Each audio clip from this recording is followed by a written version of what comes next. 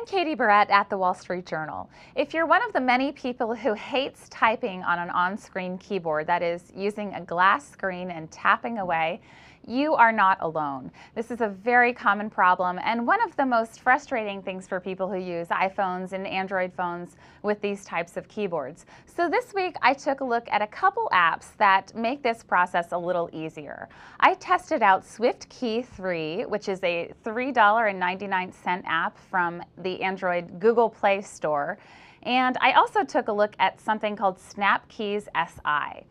SwiftKey 3 is a really smart keyboard. It basically has studied all sorts of language across the internet, scraped all sorts of internet behavior and different wording, and studied what people say and what words come before other words. And it uses that knowledge in the app so that you can type and it will predict what you're going to say after every single word. So you can just keep on typing and select predicted words that pop up after you've typed just one letter, and the process is extremely fast. You can just zip along through emails, and I really enjoyed it. It also has a smart feature that knows where a space would go, and it supports 54 different languages with alterations of languages like British English or Australian English, so it will very quickly switch between those different languages. So if you have different dialects, you can switch between those as well.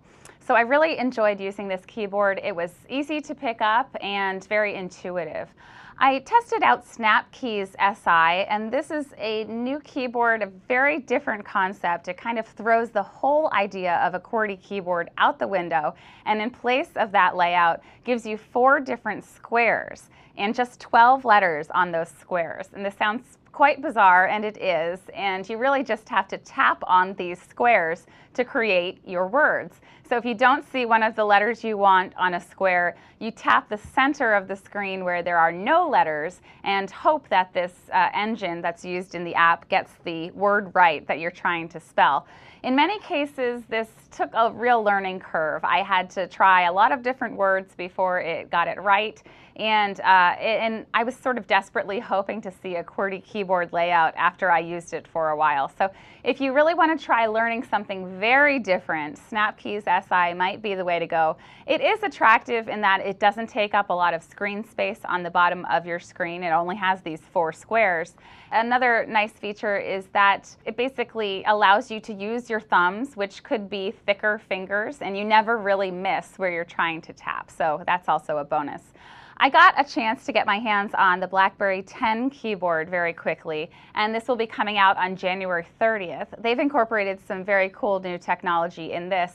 2 features that I want to point out are that it suggests predictive words as you go, and those words appear right within the keyboard. And when you see a word that is what you're trying to spell, you immediately swipe up to throw that word into a sentence that you're spelling out, and then just keep going from there. This is easy to do with just one hand on the device, and it's a very attractive feature. And it also has something that's like a heat map for each key, so it can tell where you're touching each key. So say you touch the bottom right corner of the T key whenever you type it, but not quite the entire key, that keyboard will learn your behavior, and everyone's phone will be different because they use their keyboards differently.